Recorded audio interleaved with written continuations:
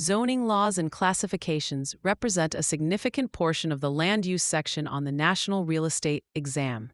Zoning is a primary example of police power, which is the inherent authority of state and local governments to regulate land use for the health, safety, and general welfare of the public. When you see zoning on the exam, remember that it is a local matter. Municipalities use zoning ordinances to divide land into specific districts, such as residential, commercial, industrial, and agricultural. These classifications are frequently designated by a combination of letters and numbers. For example, R1 typically signifies a single-family residential zone with a low density requirement. As the number increases, such as in an R3 or R4 zone, the allowable density or intensity of use typically increases to include multifamily housing or apartment complexes. In a commercial district labeled C1, you might find retail shops or small offices. Industrial or manufacturing zones are often labeled M1 or I1. Agricultural zones are designated as A1. A common exam trap involves the difference between zoning and building codes.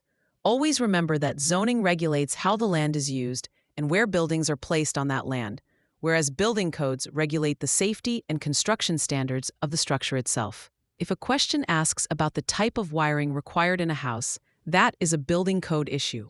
If it asks if you can build a gas station next to a primary school, that is a zoning issue. You must also understand the concept of setbacks. A setback is the minimum distance required between a building and the property lines or the street. The exam might try to confuse setbacks with easements or even with buffer zones. A buffer zone is a specific area of land, such as a greenbelt or a park, that is intentionally placed between two incompatible zones to minimize conflict, like a park separating a residential area from a massive shopping mall. Another critical term is density, which refers to the number of individual dwelling units permitted per acre of land. High-density zoning allows for more units, while low-density zoning allows for fewer units. You might also encounter questions about height restrictions, which limit how tall a building can be to preserve views or prevent shadows on neighboring properties. A helpful mnemonic to remember the primary categories of zoning is the phrase, "Real commercial men always move," which stands for residential, commercial, manufacturing, agricultural, and miscellaneous or mixed use. One of the biggest trick wording points on the exam concerns who creates these laws. Zoning is strictly local and stems from a master plan or comprehensive plan developed by the city or county.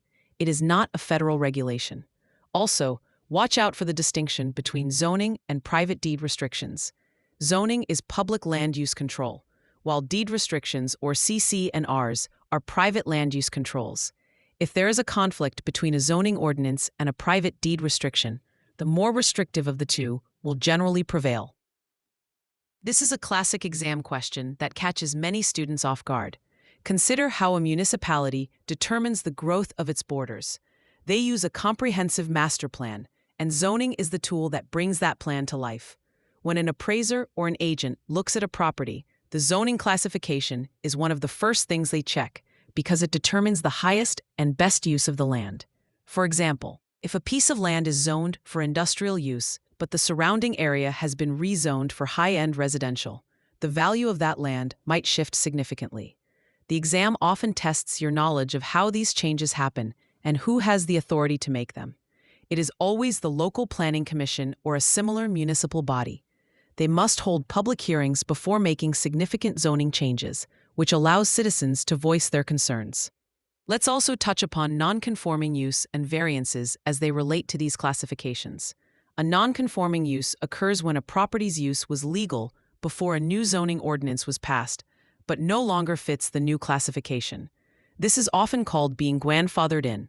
On the other hand, a variance is a request to deviate from the current zoning requirements due to a unique hardship. If a property owner has a triangular lot that makes the standard setback requirements impossible to meet, they would apply for a variance. Do not confuse this with a conditional use permit, which is often granted for a use that benefits the community, like a hospital in a residential zone.